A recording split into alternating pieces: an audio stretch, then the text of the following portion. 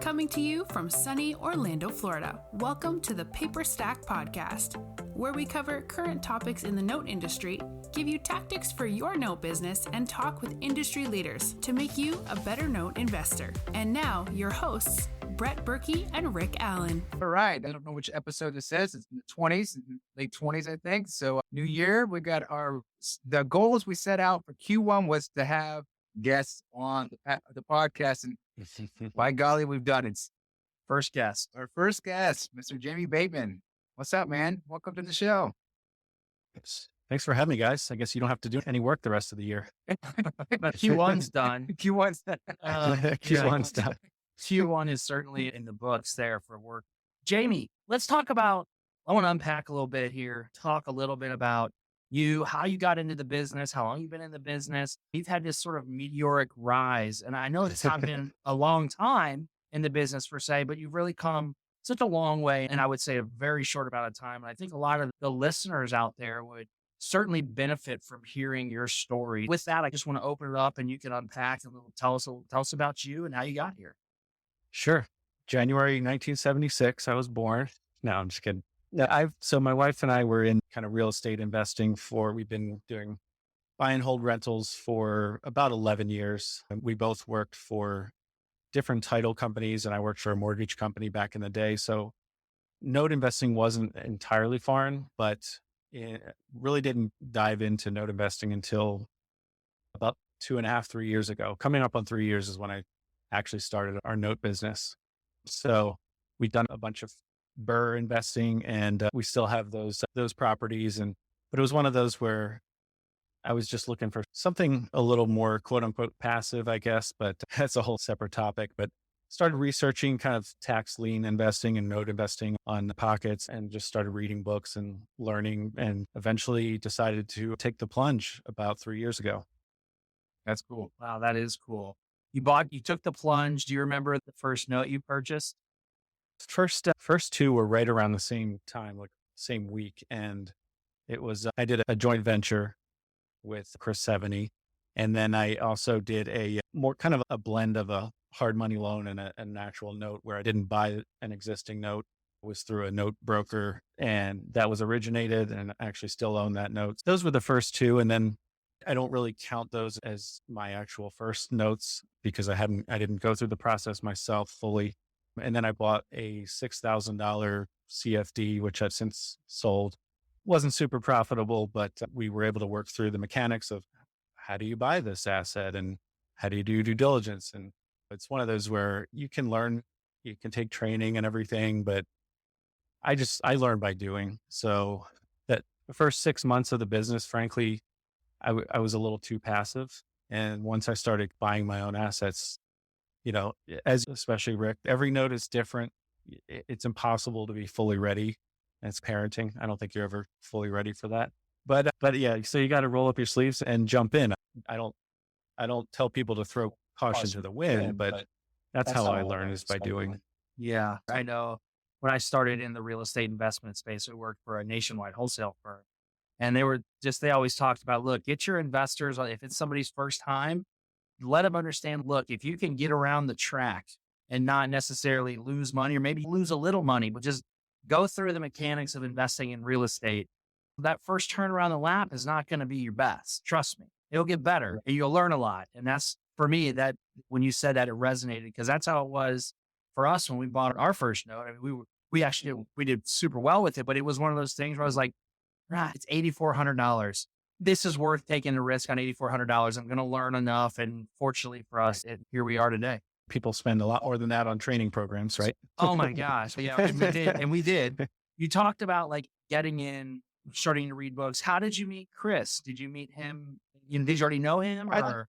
That's a good question. It's funny. We're working pretty closely together and we've actually never met in person, believe it or not. It's the new world, I guess. But we met through Bigger Pockets. There's a tax lien and notes forum on there. And I just reached out to him and that's how we originally connected. I will say that he's shared a ton of information with me. I've learned a lot from him and others over the last couple of years. I think it probably helped that I was the money partner on the JV deal we did together. And he was probably a little bit more responsive than maybe he would have been for some random person who was just looking to pick his brain. But that's how we met.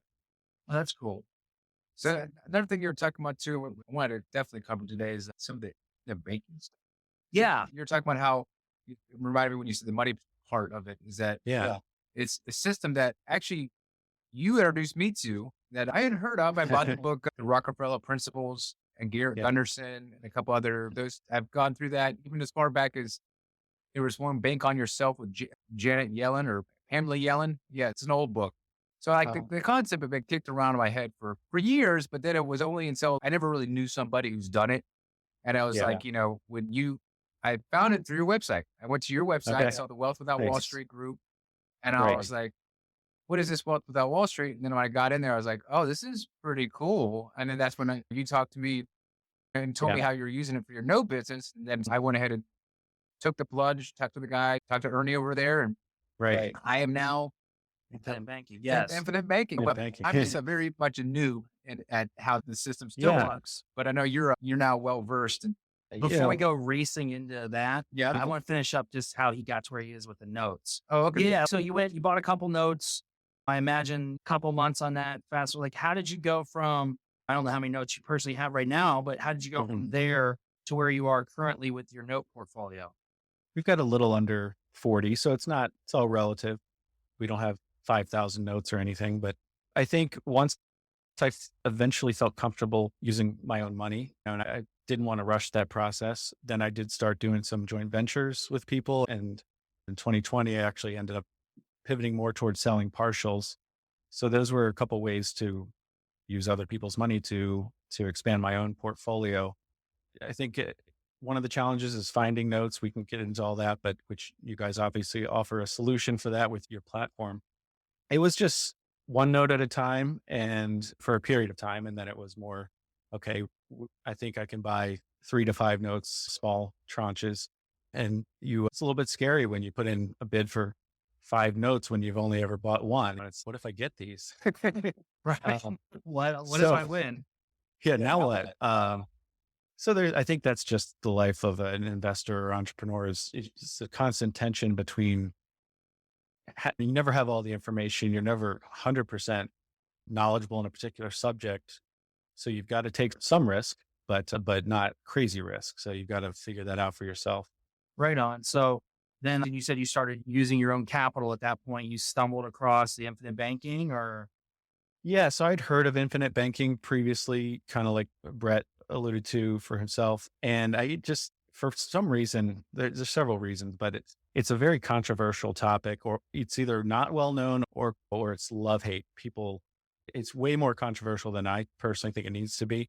But after a few years of not taking action on that, I rediscovered the Wealth Without Wall Street guys and started digging into it again. And so the way I use it for my note business is as a way to have access to capital. Now, I think most real estate businesses, most businesses in general kind of come down to access to capital, access to deals, and then managing those assets. So that's how I approach my note business. It's everything has to be part of one of those 3 buckets. Of course, finding deals is critical, right? And then managing those deals, which I think is often overlooked. Those are 2 key elements. But the third one is eventually you're going to run out of money. I don't care who you are, right? So if you want to keep scaling, that is, you need to find more money to buy more notes. And so that's where infinite banking for me comes in. We definitely don't have enough time today to go into the too many weeds on it, but I'll just say that infinite banking is almost always used. The way that people approach is they use whole life insurance that's structured for infinite banking. And that's a key point. And I have some blog posts on this if people want to check it out more. But one reason I think IBC, they call it, is controversial or sometimes doesn't work well is that people try to use whole life policies, dividend paying whole life policies that aren't intended for infinite banking. The way they set up the IBC policies it's a high cash value policy. So the death benefit is lower than a typical whole life policy. So translation, if you just already have a whole life policy and you say, oh, I want to use this for infinite banking, it probably won't work well. So it has to be a little bit more strategically approached, I think. Okay. Yeah, that makes sense. Cause I agree with you. I've heard the love Yeah. hate kind of side of it, or the completely, I don't know enough about it, you pass judgment, but certainly Yeah. it is a love hate thing there. Do you find that, so being a part of the Wealth Without Wall Street, does it not only give you access to capital from your own whole life policy? Do you find that there's any sort of networking benefits where you can talk to other people who are like-minded in their investing? You say, look, maybe we could partner up on some deals like this, or is it now it's more so just for the my whole life stuff? So that's a really good point. A good question. I do think it's going to sound like I'm here to put out a commercial for those guys. Oh, and for the record, you're not getting paid. You're not part of it, other than you pay to be part of that group, or you don't pay to be part of it. Other than that you use their system, you're not getting compensated. Correct. But so I do think that is how they separate themselves from other insurance salespeople, is that they really are focused on, okay, I have access to this capital through this infinite banking. The whole infinite banking process, it's a process. It's a philosophy. It's a process. You're never done. It's a flow of money. So you're borrowing against your policy, your insurance policy. You're passing it through yourself personally. And then where are you putting it? So I'm borrowing at maybe 4%, just to give people some real numbers, right? 4 to 5% borrowing against my whole life cash value in my policy. I'm borrowing against that.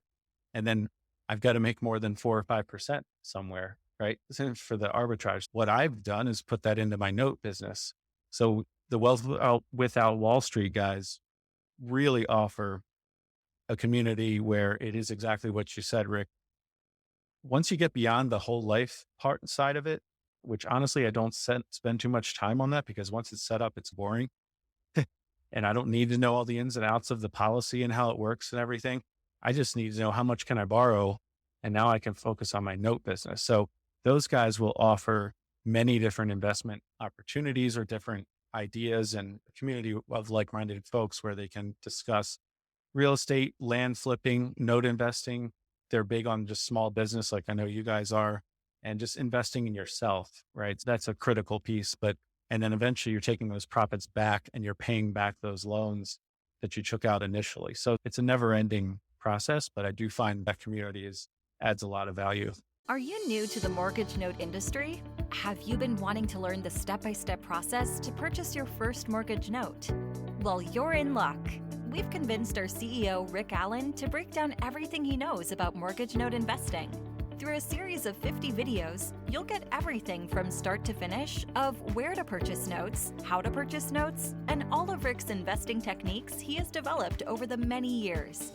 From performing note tactics to non-performing notes, Rick gives you everything he knows about investing. Bonuses include our glossary of industry terms, Rick's own proprietary calculators he created to evaluate notes, discounts from our partners, our Rolodex of vendors, a private Facebook group, along with a lot more. We've packed so much content into the Academy to take you from beginner to expert in no time. To learn more about the Academy, go to academy.paperstac.com/welcome.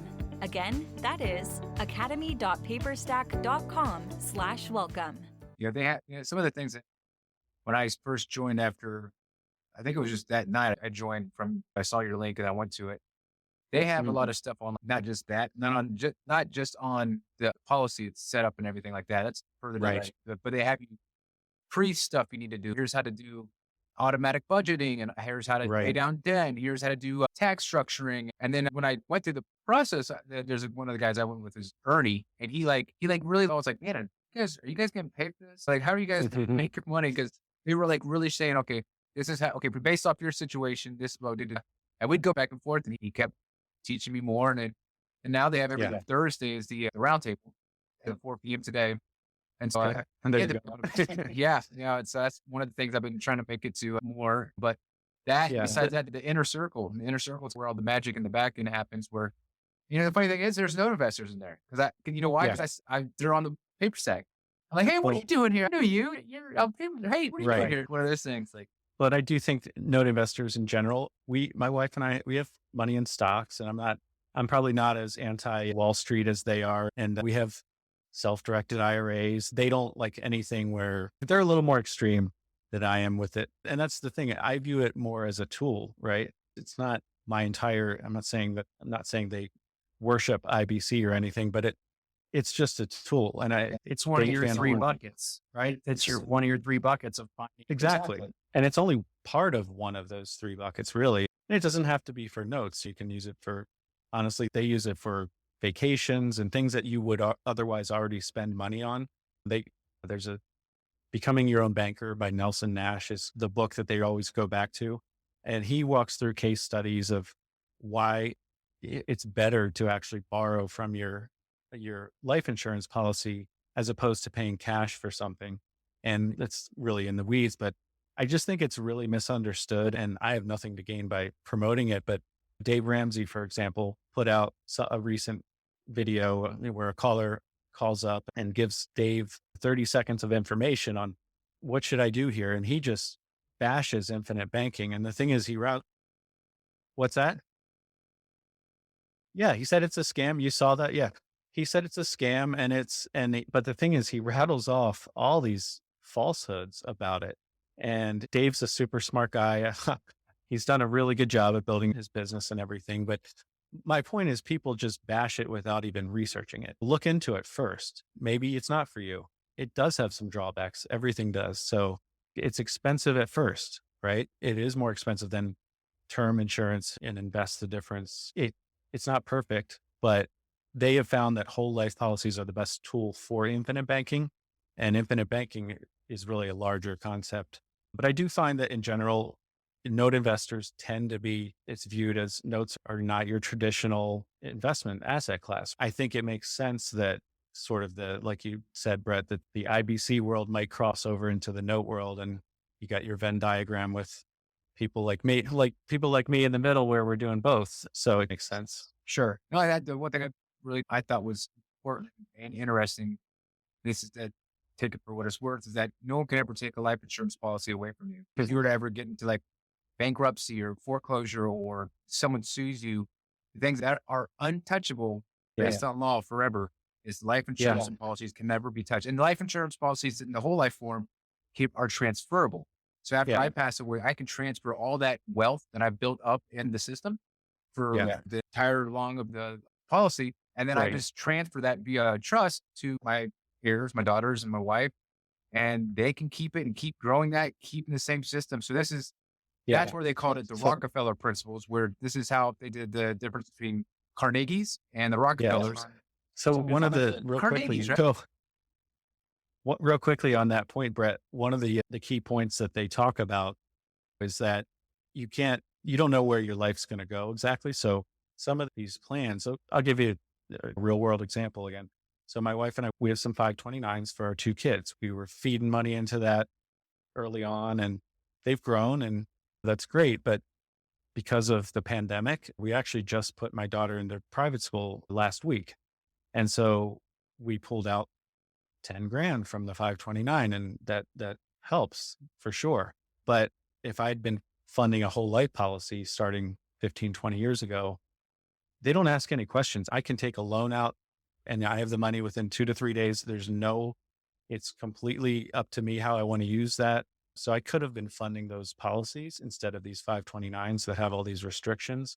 And so I regret that, but live and learn. But that it gives you options and it gives you flexibility because you really can do whatever you want with the money. Now, with that said, you've got to be disciplined. You can certainly get into trouble.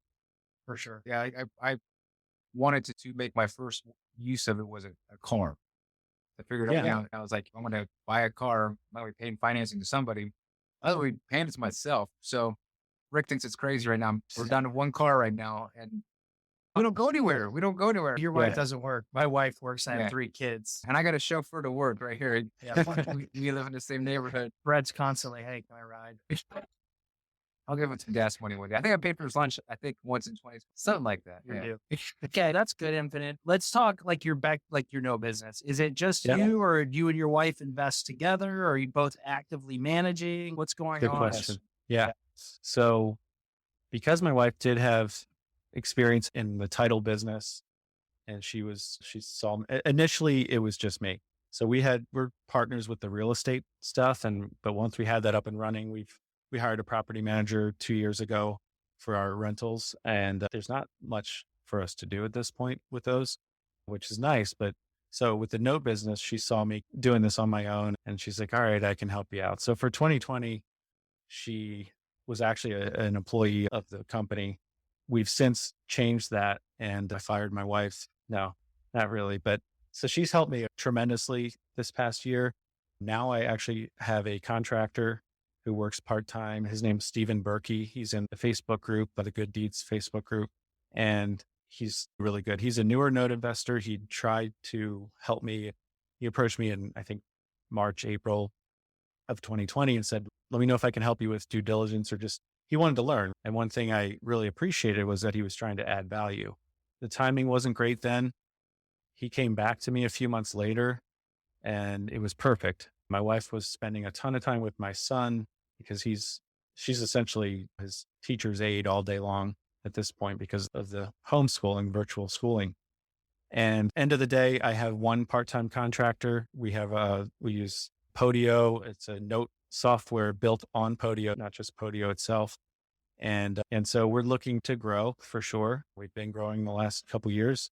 And yeah, I really feel like we've tightened up a lot of our processes and we've been converting a lot of land contracts over to notes and sold a bunch of partials last year and just expanding from there. Great. What's your Podio program? Did you build it or did you have somebody build it No, I didn't. It's Portfolio Activity Center. So if people go to, actually, you can message me. I can send you more information.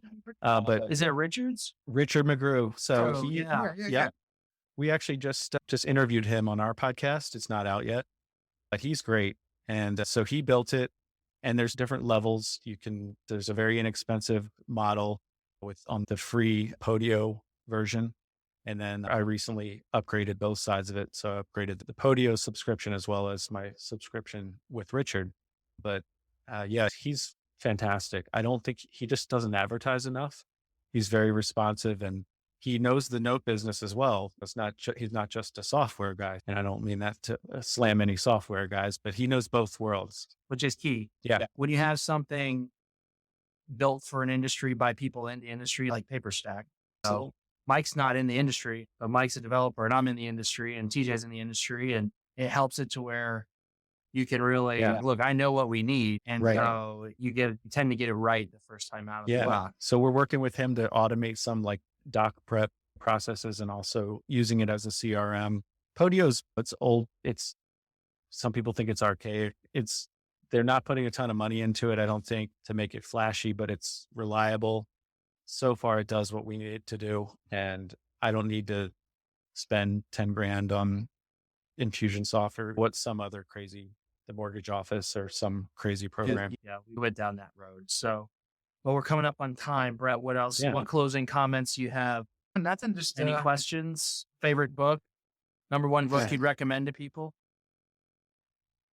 I'll say a recently read favorite book is Who Not How, Dan Kennedy. And honestly, I forget the co-author's name, but he's a business coach. I'm personally trying to focus more on small business and the notes are great. And that's our bread and butter, but I want to try to work more on my business. So that's a great book because it teaches you to immediately think who can do this and not you just need to get out of the weeds or you're never going to scale. So you need to find people where it's a win-win and you can help them meet their goals and they can help you as well. So that's what I'm focused on. That was a really good read. Love it. Love it. Anything else? No, that was it, but I'm going to research that book. Yep. Yeah. Good stuff, man. Hey, we appreciate it. People can find you, LabradorLending.com. LabradorLending.com. Yep. I've got a lot of free education and blog stuff on there. So please check it out. Feel free to schedule a call with me if anybody wants to talk. And then the Good Deeds Note Investing Podcast, Chris Seveny and I co-host that. He started it a while back and I really enjoy that. It's a lot of fun. So if anybody wants to check that out, feel free. Awesome, man. We appreciate it. I'm glad we could finally connect. As always, we love having you on the platform, such a champion for us. And it's a great platform. I've been on both sides, buying and selling, and I really like it. So love what you guys are doing. Thanks. I appreciate it. I have a good one and make the 2021 kill it, man. Make it great.